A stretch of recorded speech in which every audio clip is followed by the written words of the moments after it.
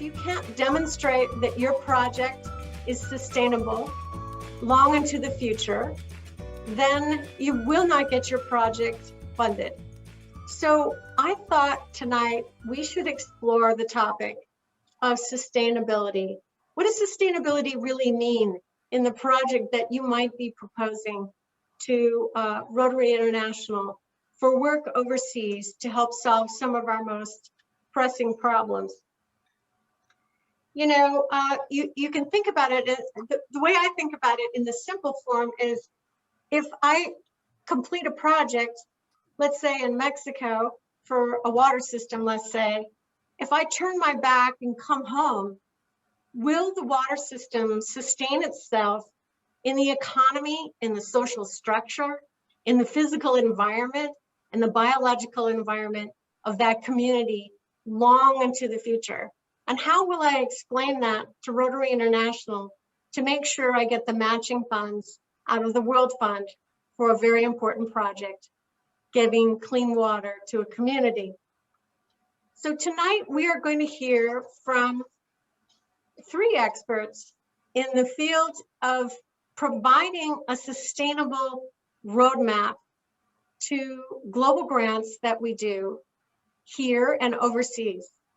And there's another title that I wanted to introduce tonight called Vocational Training Teams. It's relatively new, but it's a very exciting and new approach to sustainability for the work that we want to embed in societies and communities around the world. So we will hear from two projects, 3 speakers. Each project presentation will last 15 minutes, and then we will open the forum to questions so you can explore at a deeper level the whole concept of sustainability and how to embed it in one of your projects, or how to do a vocational training team through the global grant process in Rotary. So let's get started. Our first speaker will be past District Governor Chuck Rood. Chuck is part of the Rotary Club of Medford, and Chuck is currently the Rotary Foundation Chair for his club. He is also the current District Peace Fellowship Chair for our district. He has also worked currently with the District Global Scholarship Committee, and he is a past District Rotary Foundation Chair during the years of 2016 and 2019 through 2019. And of course, he was our beloved District Governor in 2011 through 2012. Chuck's commitment to club, district, local community, and global service has been continuous and outstanding since 1988. Chuck participates at all levels, from hands-on participation, building partnerships, leveraging funds, building collaboration between clubs, to leading multiple complicated global grants for our district. He is the project leader for the 2020 global grant entitled Vocational Training Team Helping Health Workers. And so without further discussion, please welcome past District Governor Chuck Rood.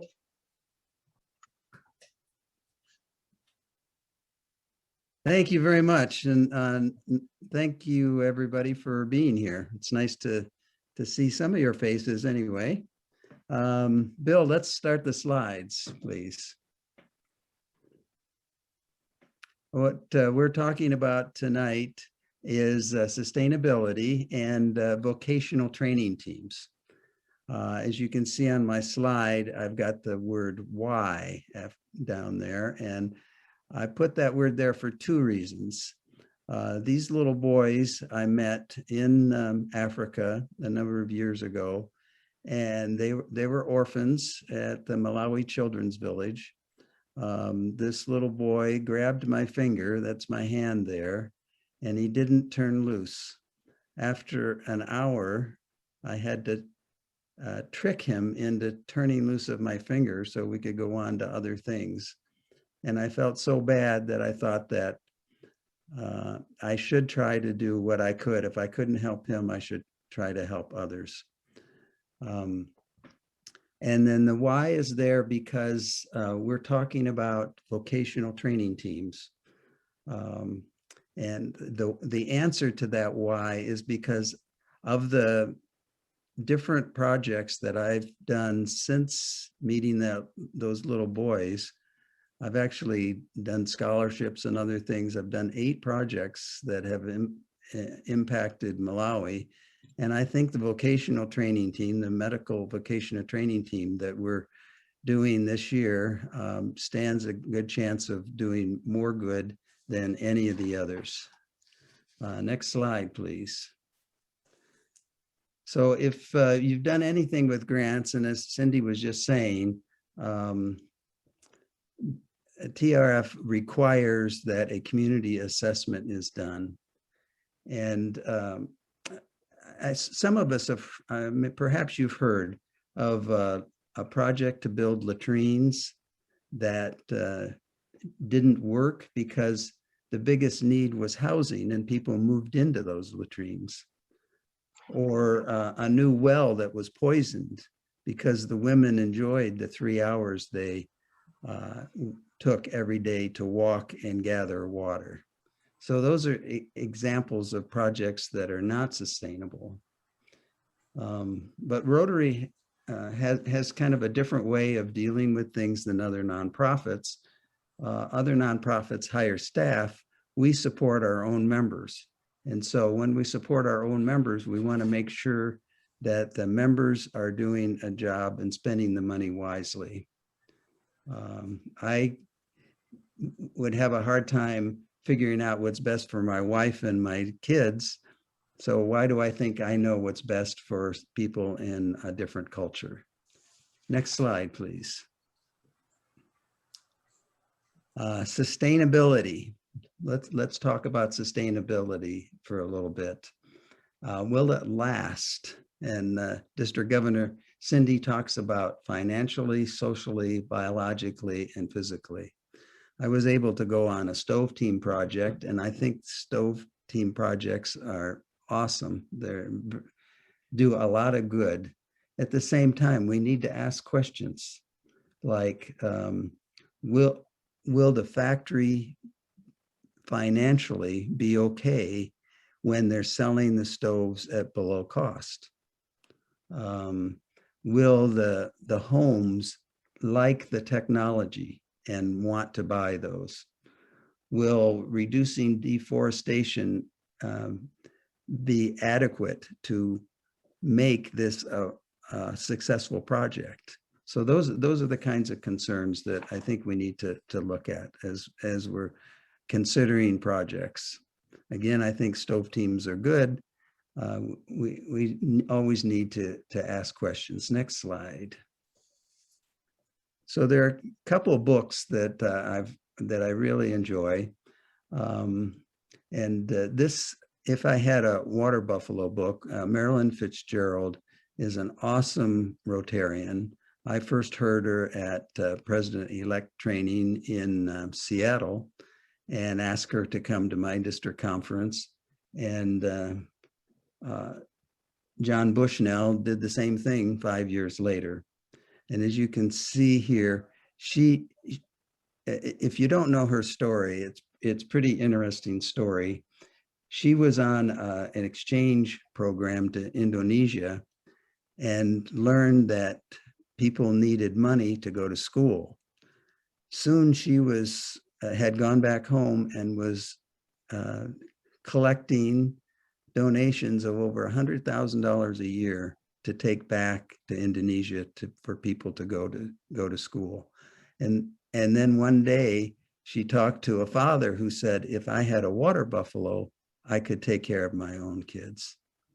So she came to the conclusion that every person is capable of and deserves the opportunity to develop solutions to his or her own self-identified problems. Next slide. I just finished reading this book last week. This is a gentleman who was born in a refugee camp in Africa and lived in different refugee camps for 27 years, his first 27 years. He now runs an NGO called There Is Hope to try to help people in refugees. And one thing that he talks about in the book is, imagine a person stuck in a pit. You can either join her neighbors who are pulling that person out with a rope, or you can get into the pit with her, hand her a loaf of bread, take pictures for your Facebook page, and then leave. Here I've got one of his quotes, desperate people will agree with anything we say if they think we might do something that will help them survive. So when we're worried about sustainability, when we're doing community assessments, we want to make sure that we talk to the people and get to know them, or that we have other people talk for us and interview them and really understand their needs. Next slide, please. I liked what District Governor Cindi said in the literature for tonight's session. Training community members has huge implications in that the skills learned can be transferred to others in that community and even to other communities. This train the trainers concept is the way Rotary can exponentially increase our impact. And really what we're talking about here is education. It's a tried and true method. Next slide, please. So let's talk a little bit about vocational training teams. They need to be at least 2 members, either Rotarians or non-Rotarians, which is pretty interesting. We can have much larger groups, of course. At least 2 years of professional experience in the area of focus that we're working on. And a leader with expertise, international experience, and general Rotary knowledge. In a few minutes, we're going to hear from Susan, who did what we sometimes call a reverse global grant, in that we are the host country, and what I'm involved with is a more traditional one, where we're sending people to Africa to help there. Next slide. A VTT must build the capacity of either team members or the benefiting community. And again, Susan's going to talk about building the capacity of team members, and mine, where we're sending a medical team to Africa, then we're benefiting the community. It must be sustainable and measurable impact, and it must be sponsored from Rotary clubs in both countries. Next slide. So doing the community assessment is not always easy, and it pretty much requires that that you or your members go to the area in which you're doing the VTT. When we started talking about doing a medical VTT, I corresponded with a Rotarian, retired doctor in England, who'd been taking teams of doctors to India. We did our community assessment, and what we came up with is that the one major need, in a country like Malawi, everything is needed. There's no doubt about that. But what our assessment came up with is that the biggest need is in the villages. People get sick or injured or whatever, and there's no way to go to the hospitals or to the clinics. If they can find the transportation to go there, then maybe the hospital doesn't have, they went to the wrong one, they're turned away, all this sort of thing. So the thought was that we should teach people in villages to teach themselves to help take care of themselves. But how do we do that? And I talked to Rotary International about this, and they said they've had some experience with this. And the problem is that these are volunteers. And if you train somebody and go away, what's going to happen? They may lose interest or move somewhere else or something.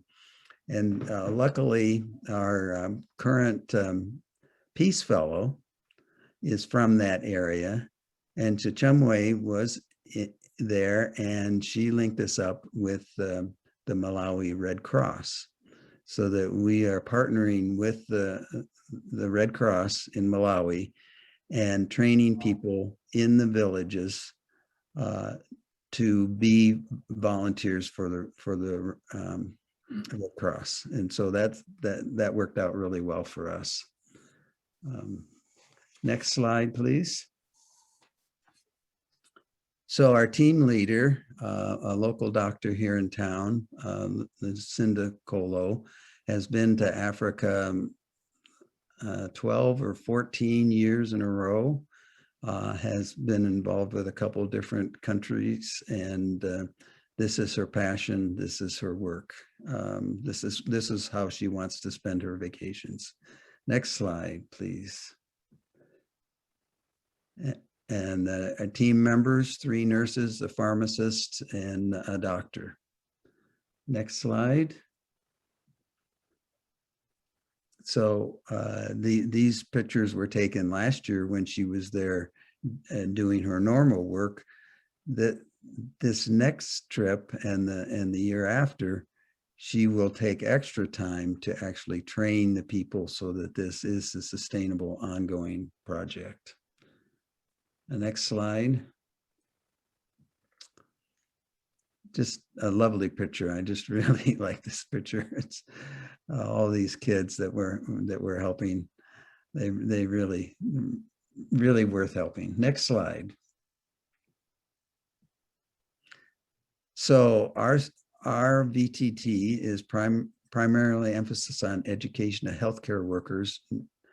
We're training teams of healthcare trainers, educating the village volunteers. They're going to return in a year to continue the education and train other individuals.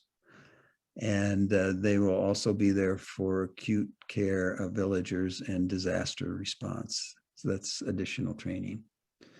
Okay, next slide. This is our budget for the project, and I think it's very important to mention that 7 different clubs and 6 individual Rotarians, including Gigi, Cindy, and a couple other people on this call, on this Zoom, have volunteered to help and have actually given money for this particular project. Next slide. So thank you very much. That's look forward to answering any questions you have.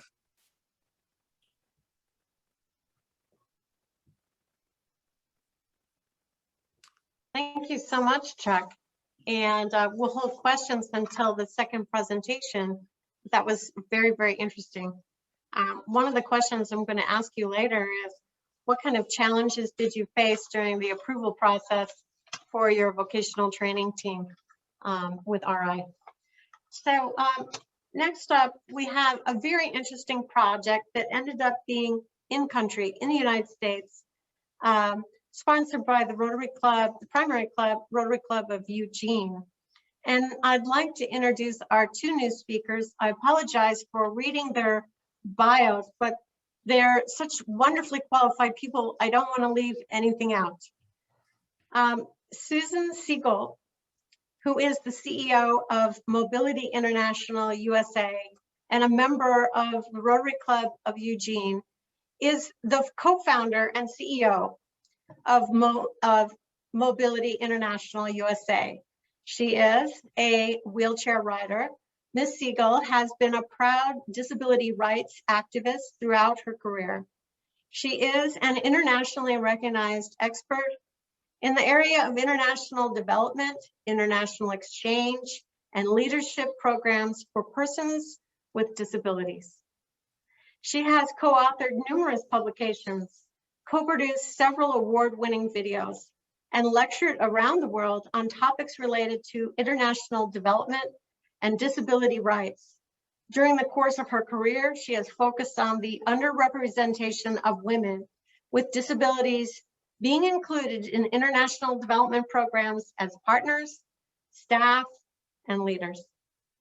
She has spearheaded such gatherings as the International Symposium on Women with Disabilities in Beijing and Women's Institutes on Leadership and Disability.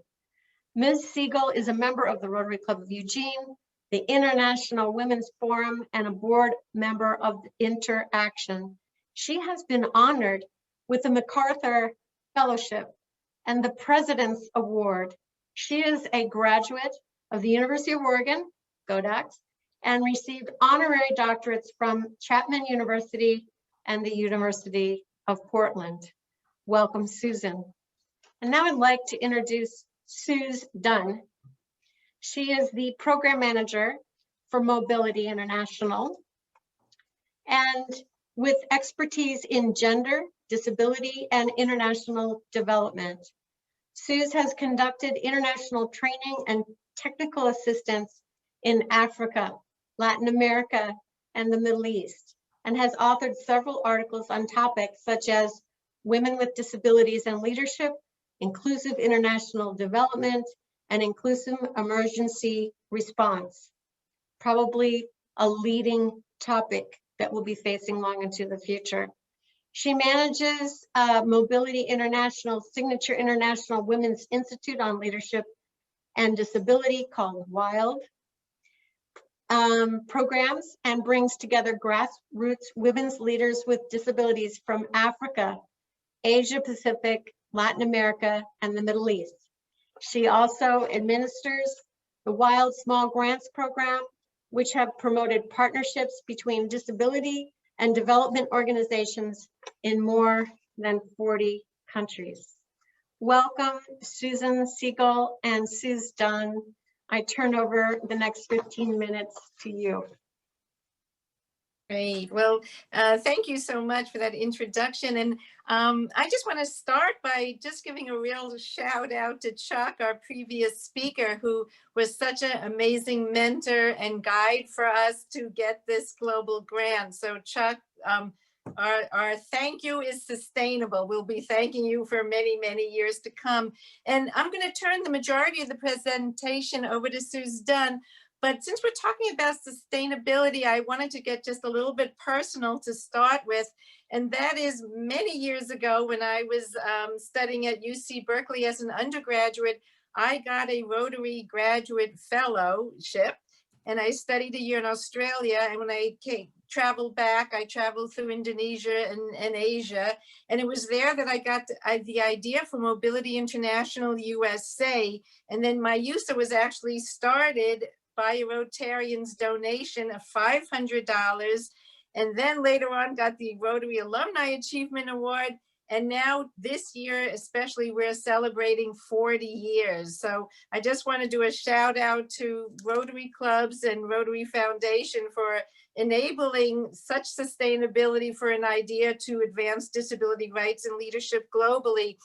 And as I turn the presentation over to Suze Dunn, as a disabled woman leader, I am so passionate about using my ability as a Rotarian to really build the leadership of other disabled women throughout the globe. So it was such an honor and such a privilege for us to get this very innovative grant, which really was very unique that it let disabled women lead a vocational training team. And with that, I'm going to turn it to my fabulous colleague, Suze Dunn.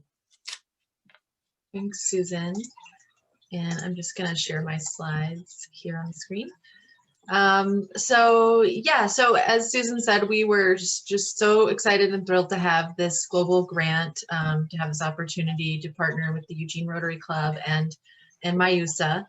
And as Susan mentioned, Rotary has been supporting MyUSA for many, many years, and this program really just aligned so well with Rotary's ideals, and also bringing a vocational training team in particular was an opportunity for us to really focus on building expertise, specifically on literacy and education. So just to give you a little background about this vocational training team, was included as part of our WILD program, which you just heard about, but it's the Women's Institute on Leadership and Disability. And WILD is a highly selective 3-week intensive leadership training that brings together women with disabilities from around the world. And we hold the training in Eugene, Oregon, because we think Eugene is a model city for accessibility and inclusion and diversity and human rights. And then the women that we select for the program they demonstrate leadership potential, but WILD really will trampoline them to the next level of their leadership. So for the 2019 program that we did, I can't believe it's already 2021, but we had 22 women participate in the program from 22 different countries. And you can see the map on the screen, from Albania to Zimbabwe, spanning across the globe, and different regions. But we focused mostly on developing countries for the project. And we actually had selected 25, but we only ended up with 22 because of visa issues. But just to introduce you to the full delegation, the 22 women represented diverse types of disabilities. Some were blind, deaf, hard of hearing, had learning disabilities, various mobility disabilities. Collectively, they spoke 27 different languages and 9 different sign languages. They also had diverse expertise professionally. So some were focused on education, but others were looking at reproductive health or law and policy, youth empowerment, etc. And then they also mostly represented disabled people's organizations. So organizations led by people with disabilities in their country. Some of them were representing academic institutions or government agencies or non-governmental agencies. But just to say, we had a very diverse group that came to this program. So to give you a kind of a breakdown of like the model of the WILD program and how we do it, there's sort of 4 key areas. We focus on enhancing knowledge. So we have many workshops where there's critical information on topics such as reproductive health, HIV/AIDS prevention, violence prevention, policy and legislation, of course, inclusive education. And we've found that historically women with disabilities weren't accessing some of this critical information. So that's one part of WILD. Another part is skill building. So we're looking at really specific skills like public speaking, or how do you do advocacy for policy change. Of course, they're getting cross-cultural communication skills being in this environment. And also we encourage cross-disability organizing. So bringing together a group of women with all different types of disabilities, they're working together and learning how to work across disabilities. And then finally, another key skill is action planning, because we want people to go home with very specific, tangible, concrete things that they're going to do after the program and apply what they've learned, right away. So action planning is a big part. Another important part of WILD is experiential learning. So you'll see some of the photos I have on this slide are very active outdoorsy activities. We have we call them empowerment activities, and it's more experiential. It's building confidence, pushing boundaries, getting out of your comfort zone, all very important for leadership building. And the empowerment activities we did, for example, were the challenge course we have in Eugene, where they're going 70 feet in the air, and whitewater rafting on the Mackenzie River. They're also learning, speaking to the media, and they also stay with homestay families. So they're learning about US culture and having that kind of immersive cultural experience. And then a fourth component of WILD is about fostering the networks of support. So it's a place for reciprocal exchange amongst the women themselves, but also we bring in professionals from international development organizations for a few days where they meet and dialogue with the women. And that's really to focus on how do we get women with disabilities included in all the different development programs going on around the world. So building relationships with each other, but also for these other networks of support when they go back. And to focus on the part, the Rotary supported part, specifically about literacy and education, we brought together, we identified 5 delegates among the 22 that were educators and focused on the topic of literacy and education to be part of the VTT team. And we also selected them all from one region so that they could have that support amongst themselves in a similar language that they shared to be able to, you know, support each other afterwards as well. But the countries were Burundi, Kenya, Malawi, Tanzania, and Zimbabwe. So those 5 women also conducted, we had them conduct an assessment in their countries to make sure that they were aware of what the needs were in their community as they were thinking about what kind of action they could do to make change. So they led their own assessments and then told us what was the need in their community. And so although we had kind of capacity building and leadership and everything incorporated on education, incorporated throughout the whole 3-week training, we did have a dedicated day for a full day workshop for just the 5 VTT team members to focus on literacy and education. And we brought in international experts in inclusive education. There's a slide of them doing a presentation here on the screen. And they were able to share or demonstrate and then also shared a model curriculum that can be used to when you're doing training on inclusive education for teachers and administrators.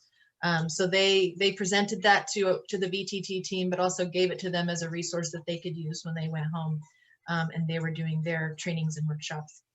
And then at the end of that day, we had them create a specific action plan for what they were going to do on education and literacy. And then our expert trainers were able to give them feedback on their ideas and their plans to help them refine them. So we gave them, they also got a small stipend of support to do those activities. Yeah, so now we're post-wild, everyone's returning to their countries. And one of the requirements is that everyone has to do, basically replicate a mini wild program in their country. And so we provide them with some funds to do so, a modest sum of $1,000, and they were to train 20 additional women with disabilities in their country. It had to be a 1-day minimum training, but they got to choose the topic. So some of the other women were really focused on reproductive health, as I mentioned, or gender-based violence, or some were focused on policy and legislation. One was very interested in disaster preparedness, independent living. So they got to choose different topics that they wanted to focus on.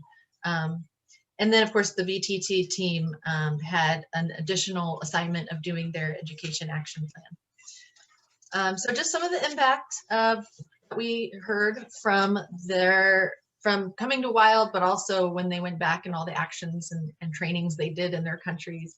A big one was building partnerships. And I think in terms of sustainability, this was really the partnerships that they developed, or relationships they developed with the development organizations, really planted seeds for future collaboration. So we're seeing now that the other community development organizations are inviting them to their programs, they're partnering with them on future projects, they're funding them to do new activities. One organization, Women's Refugee Commission, sponsored 2 of our wild women to go to a conference in Bangkok and speak on reproductive health and crises. And then in Malawi, our VTT member, she was able to get additional funding as a result of her trainings that she went back and did. She was able to get additional funding from UN Women and Mama Cash, which are women's funding organizations, to do their next inclusive education project and also support their other activities. Another in terms of sustainability, being able to form new networks of women with disabilities has been really key. So where they didn't exist before. So in these trainings where they're bringing together 20 women, sometimes it's for the first time, they're staying connected with each other and continuing to support each other through kind of these peer support groups. And some are making more formal networks.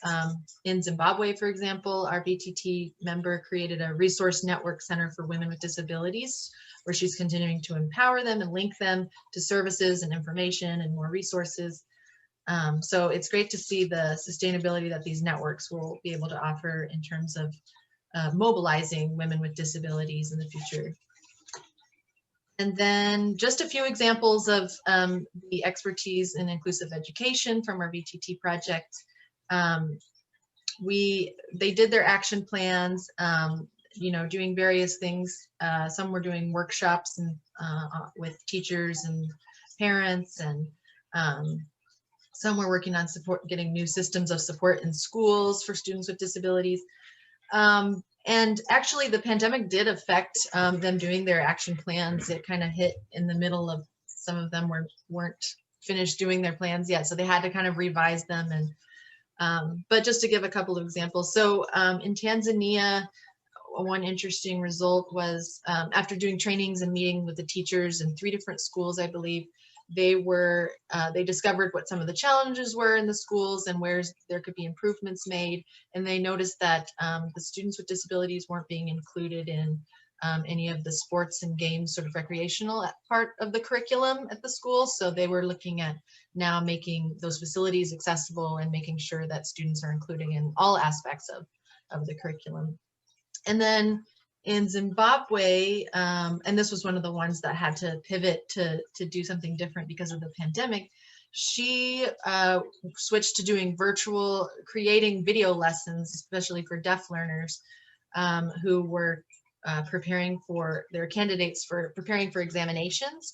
So she worked with teachers to create these videos for deaf learners.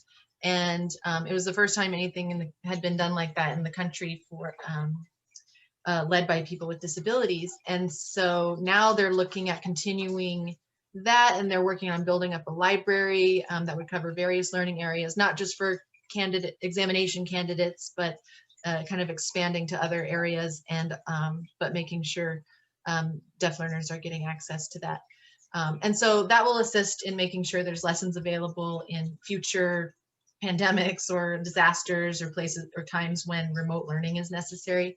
And interestingly, our woman who is leading all this, she's not deaf herself. She has a physical disability, but it was just great to see, also that cross disability support that's happening.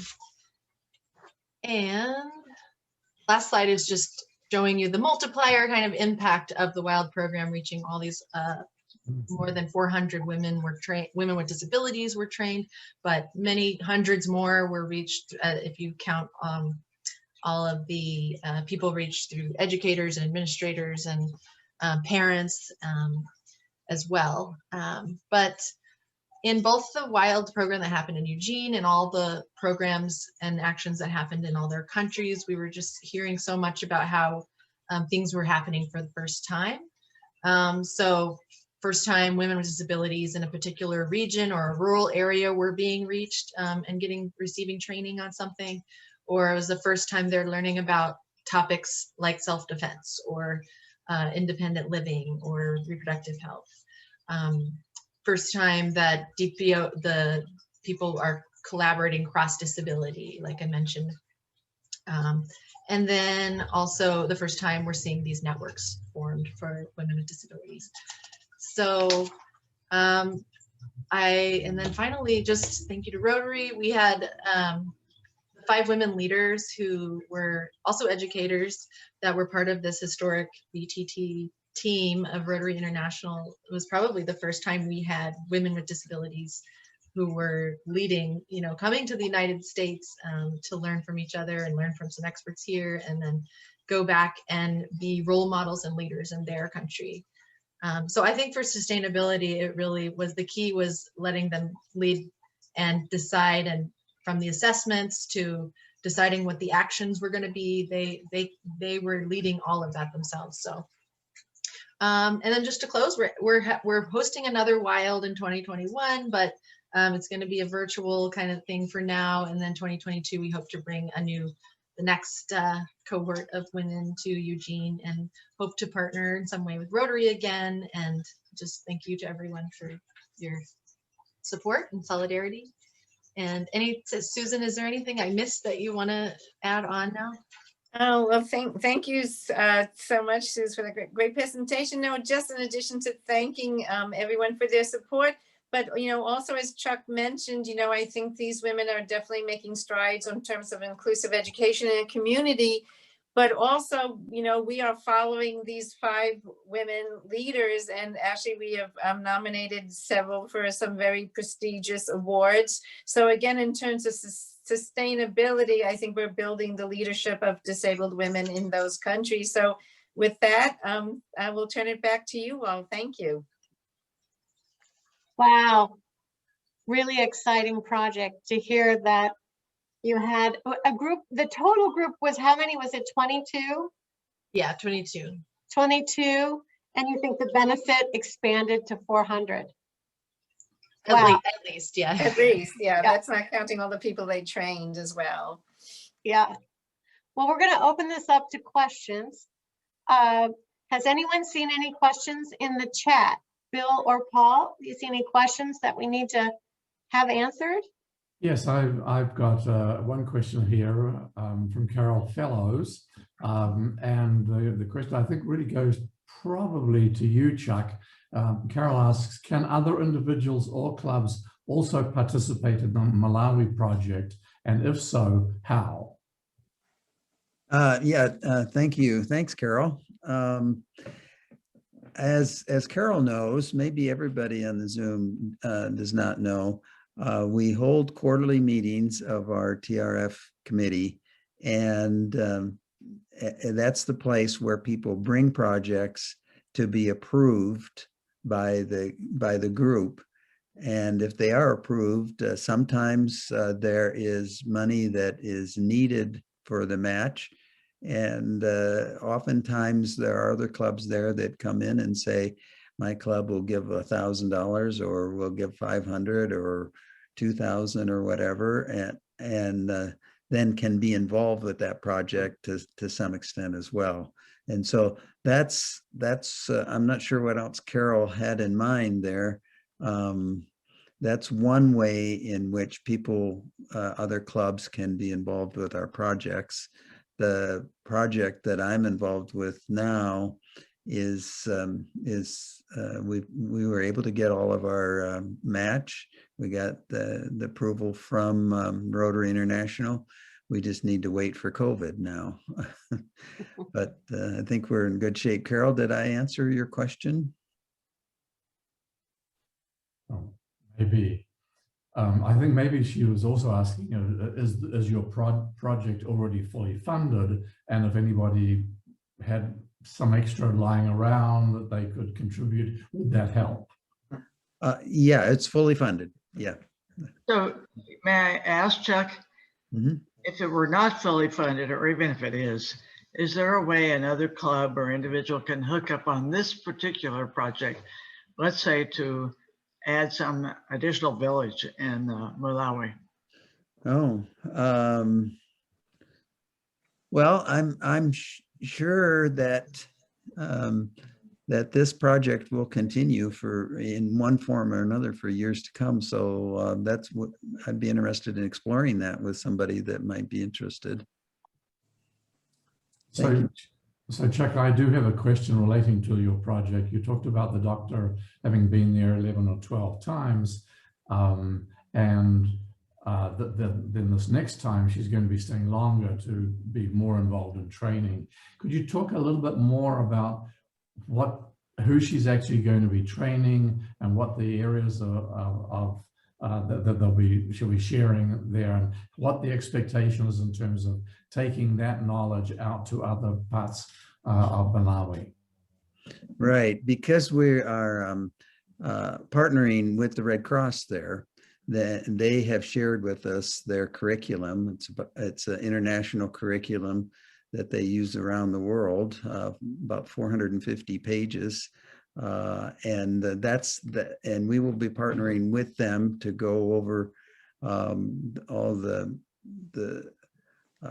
storm-related, natural disaster stuff, as well as first aid and dealing with problems at the village level and triaging, and the people will be trained in how to triage the needs of the villagers, so that so whatever resources they have can be focused on the actual need itself. And the grant was written so that they will return in another year and go to other villages to do this same training, to follow up on the first villages that they went to, and then the second year they will go to others and revisit the first villages to make sure that things are going well there. So that's the extent of this project, and then so they will be training 6 or 8 different people in villages, and hopefully it'll grow from there through the Red Cross and the partnership with the Red Cross. Partnering with the Red Cross is a great idea. I have a question. I'll shift this to Susan Siegel. When you applied for the Rotary Vocational Training Team Global Grant, what were the types of questions that Rotary International asked you in relationship to the approval process for this VTT? Right, that's a great question. I know we went, first of all, also, we had to have, it was unusual because they say the program was in the US, which was unusual. There was some interesting things first we thought our international partner was going to be in Canada, and that didn't work out. We had a different international partner. So I think that those were some of the questions of getting that all lined up. But Suze and Chuck, you were also on this journey with us. Other questions that do you remember came up that, because at least to my knowledge, this was quite a unique different way of thinking. I mean, just more philosophically, so many times when we think of disabled people, they're the beneficiaries of Rotary projects. And not only was this coming to the United States, but this was having disabled women be the experts of the projects. But Suze, does something come to mind, or Chuck?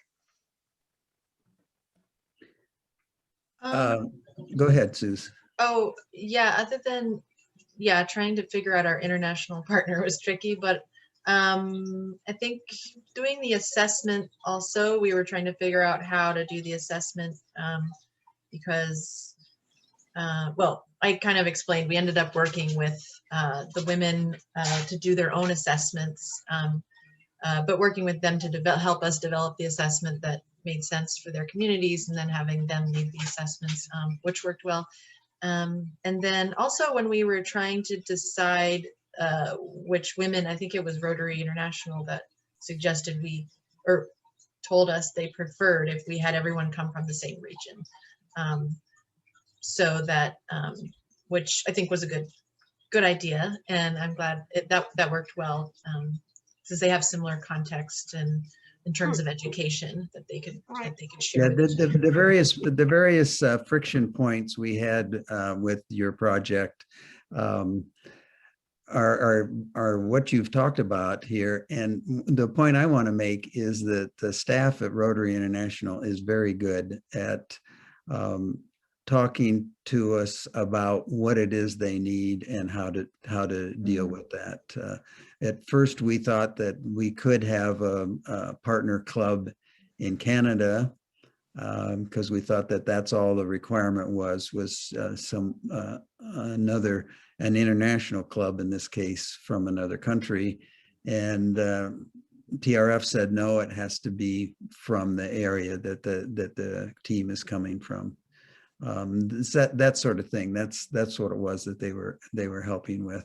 And they also said that they needed to be in the similar area. And the project that the Sioux were involved with was very flexible, and it worked out very well. Basically, what we were doing was adding a chapter or capacity to the other work that they had done before. But this is something that could not have been done without Rotary.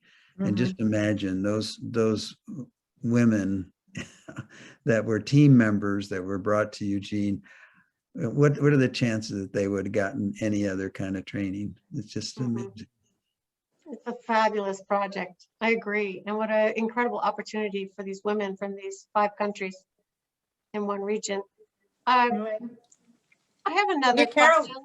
Go ahead. Yeah, Carol, yeah, no, I was going to just my apologies to jump in. And one of the goals that we'd still like to do that maybe we could use your help in is, we'd love to, we approached Rotarian magazine, because we'd love to have this program highlighted, in the Rotarian magazine, because it's so unique. So perhaps we could talk to you more about helping us. They get lots of inquiries helping us move that forward. So, but please, your question, I didn't want to interrupt you. I'm sorry.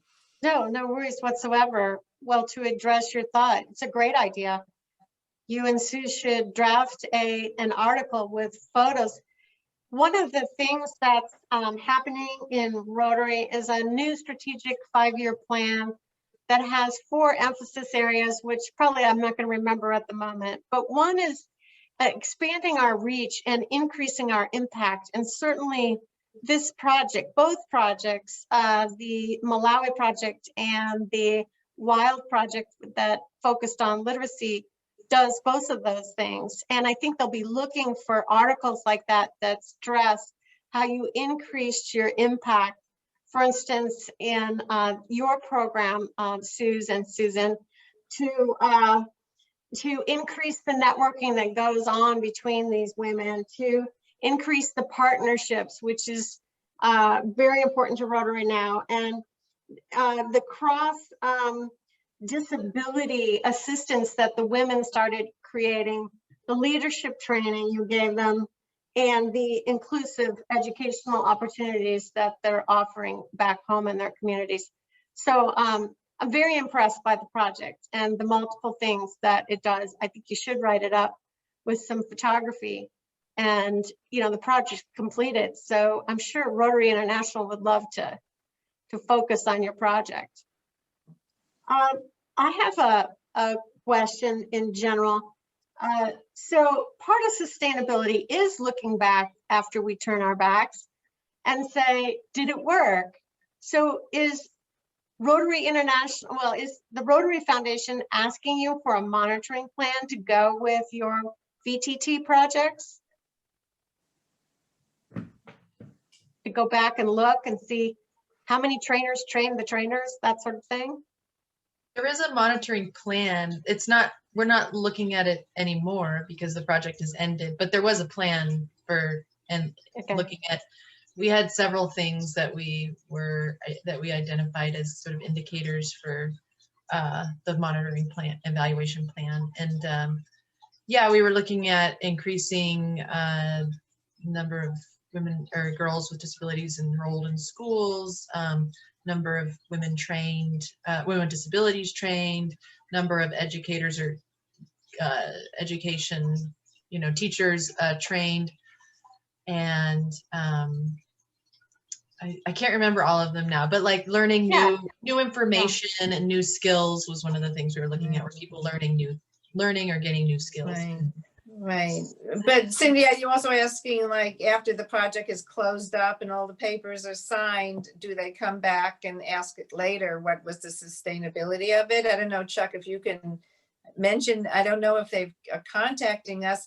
For us, I think is continue, which we do for all our wild women, is really continuing to build the leadership of the women who were the trainers, and to see what other opportunities we can have, because the stronger they are and the greater capacity they have to get other funding, then that project and working more with the schools is going to continue. So I don't know, Chuck, if I've sort of captured that with our project and as well as your project.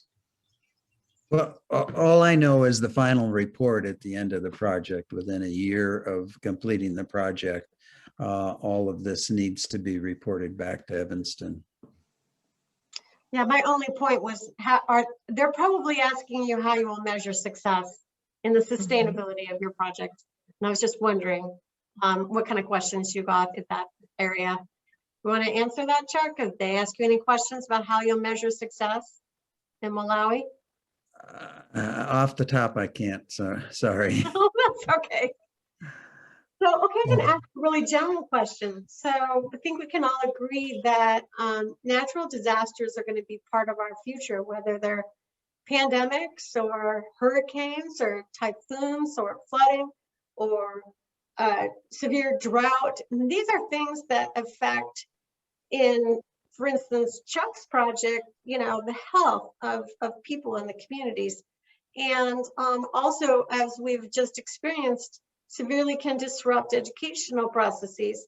So how do you think, Chuck, that when your vocational training teams go out for the next few years and come home and finish all their training, how that might help alleviate the suffering of future disasters and pandemics or so forth?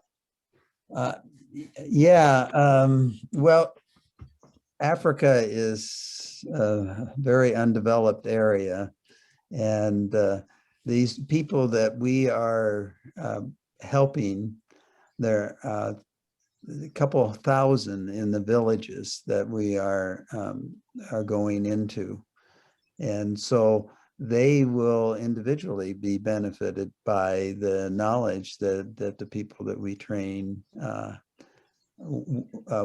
have and will be able to use to help them. And that, education, that's what's great about education. That's why Rotary is involved with scholarships, because once somebody is educated, then they're going to be able to help others for the rest of their lives.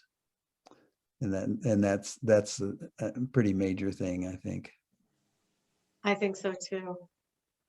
So, Bill, looks like you have a question. Well, yeah, is Rotary still funding these stove projects?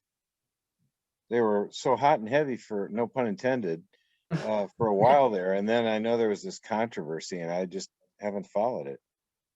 Well, the controversy, as I understand it, and Chuck probably can correct me because he's been in this business longer than I. The controversy in the last 2 years, at least, was they paused the stove projects because we could not prove definitively as Rotary clubs that building stoves prevented lung disease or burns. Right. Or that it benefited the environment. But the environment was not an area of focus 2 years ago. Now that the environment, supporting the environment, or now protecting the environment as it's been revised in the last few months, is an area of focus. Stove Teams International is a fantastic partner for Rotary in preventing deforestation, pollution, lung disease in young children, burn injuries, etc., and so on. And you can claim that one area of focus, the environment, to get the project approved, I believe. I think the stove project will be back on. All right.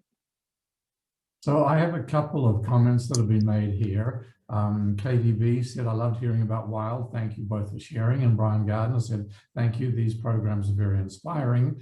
And Carol wanted to remind us that Rotary Peace Fellow candidates can be identified among RICES participants. We have one, our Megan Smith, sponsored by the Rotary Club of Eugene. So I want to share that. But I also wanted to ask that, to go back to the question that was asked earlier on about how do we share this information with Rotarians around the world. When I was researching to try to find projects that would sort of fit in with the train the trainers concept that we were grappling with, I went out to the Rotary Showcase and found that there were almost no projects there. I probably looked at 1,000 different projects. Almost none of them had any sort of real training components. And that's why I was particularly interested with these two projects that really are about training the trainers and then allowing or encouraging that training to go out to the community. So in addition to putting together something for the Rotarian magazine, or Rotary as it now is, I think, Right. going out and submitting your project, both projects, to the Rotary Showcase would really be a good thing as well. Oh, great idea, Paul. Thank you for that. You know, I think more and more, even if it's not a vocational training team, Rotary is looking for the train the trainer concept inside of global grants. For instance, I had the honor of participating in a global grant led by Linda Johnson that past District Governor Bill Greil featured in one of his monthly videos on global grants. And Linda Johnson put together a curriculum for training medical health professionals in the field of preventing hydrocephalus in infants and unborn children. And during the project, we were meeting with a health minister of a region, and he looked at Linda and he said, well, we'll just take your curriculum and embed it in our training program for all health workers in our region of Ethiopia. There is the win right there. This is what Chuck was alluding to, is that you could train volunteers in country, but if you're training the people who are paid staff, who train health workers out in the field, supporting healthy pregnancies and women eating correctly and all that, it's huge. And that was the light bulb for me on Rotary insisting that we have a train the trainer aspect to our global grants in certain fields. So just wanted to share that little story. And I totally agree with Chuck Root about training people who are staff members or major partners in countries so that the training doesn't go to waste. And it's been a wonderful evening. I want to thank Bill Greil and Paul Nicholson for putting together this forum this month, and the very eloquent words that Chuck Root shared in his slideshow that he attributed to me on sustainability were really Paul's. So thank you, Paul, for all the work you did to pull together this forum. I really appreciate it. I'm very passionate about this topic. And Bill, thank you so much for helping us advertise and be our backroom tech. And you know, it's been a great series of forums. And I just want to give a shout out to Bill and Paul for pulling all these together. It's been a fun program. Yeah. Yes, thank you. Thank you. I look forward to seeing your articles in the Rotary magazine. Hope so. Thank you, Good everybody. night, everyone, and thank you so much.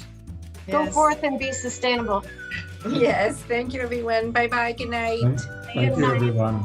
Thanks. Good night, everyone. Watch for this presentation tonight on YouTube so you can share this with your club members and others that might have the ability to have an impact.